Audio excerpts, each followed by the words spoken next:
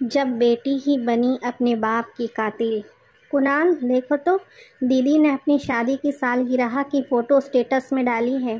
जीजाजी खूबसूरत नेकलेस पहना रहे हैं। पार्टी की तैयारियों की तस्वीर भी डाली है। इसका मतलब एक ज़ोरदार तैयारी धूमधाम से हुई होगी। नेकलेस और पार्टी का खर्चा मिलाकर 1,00,000-2,00,000 से कम क्या हुआ होगा। बात करते करते रूपाली के चेहरे पर गुस्सा और रोष का भाव आ गया।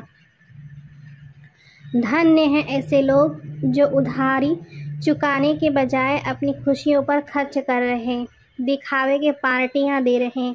कितनी बार मैं दीदी को प्रत्यक्ष परोक्ष रूप से बोली, बच्चों को कॉलेज में एडमिशन कराने हैं, पैसों की ज़रूरत है, उधार चुका देते तो अच्छा होता। पूरा न सही, थोड़ा थोड़ा ही सही, पर देखो इनको। कुणाल भी तस्वीरें देख सोच में पड़ गया। 2 साल पहले दीदी के ससुर को अचानक दिल का दौरा पड़ा और ऑपरेशन की ज़रूरत पड़ी। बच्चों की पढ़ाई के लिए रखे पैसे करीबन 4 लाख ऑपरेशन के लिए दे दिए। 2 साल से ऊपर हो गया, एक पैसा चुकता ना किया। तस्वीरें देख कुणाल को भी बहुत बुरा लगा। रूपाली से रहा ना गया। तस्वीरें दिखाने सीधे सास मालती के समक्ष पहुंची। तस्वीरें दिखाते हुए बोली, दीदी, जीजा जी को गहने खरीदने, पार्टियां करने के लिए रुपए हैं, पर भाई का कर्ज चुकाने के लिए नहीं। सिर पर उधार के पैसे रख कोई कैसे ऐसी खुशियां मना सकता है। चिढ़कर रूपाली बोली, नज़र ना लगे मेरी बिटिया को, देख तो जमाई राजा कितने प्यार से नेकलेस पहना रहे हैं। ऋचा कितनी खुश नज़र आ रही। सास बलाइयाँ लेते हुए बोली, तेरे से तो पैसे नहीं लिए ना, तेरे पेट में क्यों मरोड़ उठ रही। भाई के पैसे हैं, भाई को क्या पैसे वापस करना। अपनी बहन के लिए इतना नहीं कर सकता क्या। जब होगा तब वापस कर देगी। मालती जी ने बड़ी बेरुखी से कहा। उनकी बेरुखी और बेपरवाह बातें रूपाली के दिल को तार तार कर गई। उसकी आंखों से आंसू झलक आए। कमरे में आ रोने लगी।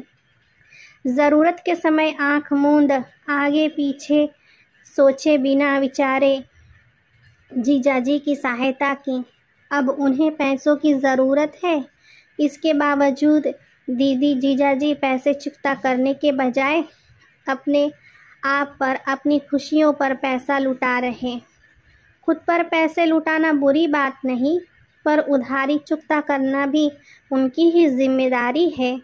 पैसे हमारे, पर अब हम भिखारियों की तरह हाथ फैला रहे। रूपाली सोचने लगी। कुणाल ने रूपाली को चुप कराते कहा, वह 2 दिन बाद दीदी जीजाजी से इस विषय पर अवश्य बात करेगा।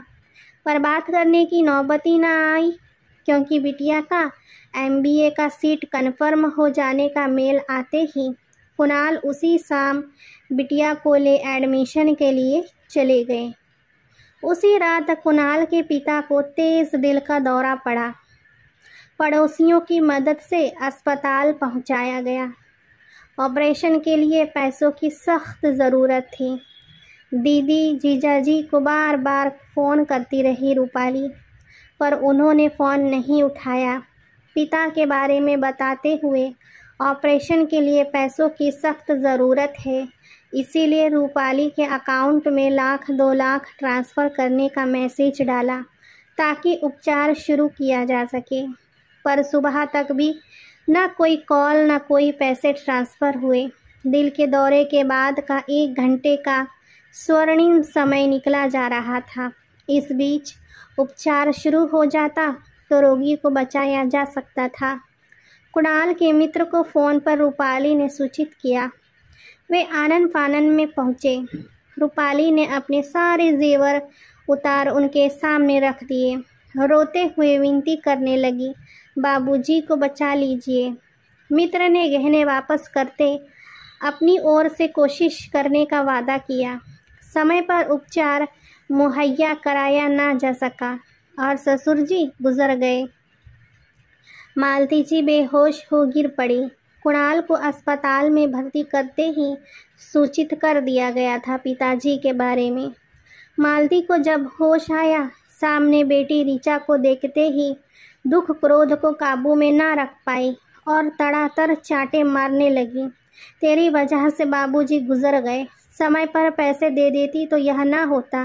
भैया ने समय पर पैसे दे तेरे ससुर को बचाया था ना, तू अपने बाबूजी को बचा ना पाई। कितनी बार फ़ोन लगाया, भाभी ने मैसेज भी डाला तेरे पापा को बचाने, अपने सारे गहने भाभी गिरवी रखने के लिए तैयार हो गई, पर तू सामर्थ्य होते हुए भी ज़रूरत के वक्त मदद ना की। बिलखते हुए मालती जी बोली। पश्चाताप से ऋचा की आंखों से आंसू बहने लगे। भाभी के कॉल को जानबूझकर नहीं उठाया। उसे लगा भाभी उसके नेकलेस और पार्टी की तस्वीर देखकर फिर से पैसे की मांग ना कर बैठे। मैसेज तो उसने सुबह में देखा, कुछ पैसे साथ भी लाई, पर अब वह पिता के काम के ना रहा। ऋचा माँ और भाभी से बार बार माफ़ी मांगती रही। माँ ने अपना मुंह मोड़ लिया। माँ जी को बड़ा धक्का लगा है। वह इस घटना को इतनी जल्दी ना भूल पाएंगी और ना तुम्हें माफ़ कर पाएंगी ऋचा। माँ जी को थोड़ा समय दो, उन्होंने अपना जीवन साथी खोया है। इस दर्द और दुख से उभरने में उन्हें समय लगेगा। रूपाली ऋचा को समझाते हुए बोली।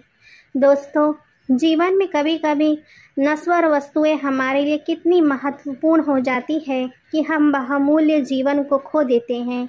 उधार लेने वाले को हमेशा कृतज्ञ बने रहना चाहिए, जिन्होंने उन्हें ज़रूरत के वक्त उधार दिया, और उधार को वापस करने की नीयत भी होनी चाहिए, वरना लोगों का अपने पर से विश्वास ही उठ जाएगा। उम्मीद करती हूँ कहानी आपको पसंद आई होगी। कहानी के बारे में आपकी क्या राय है, लाइक कमेंट करके ज़रूर बताएं। चैनल पर नए हो तो सब्सक्राइब करना बिल्कुल भी ना भूलें दोस्तों। कहानी सुनने के लिए आपका बहुत बहुत धन्यवाद।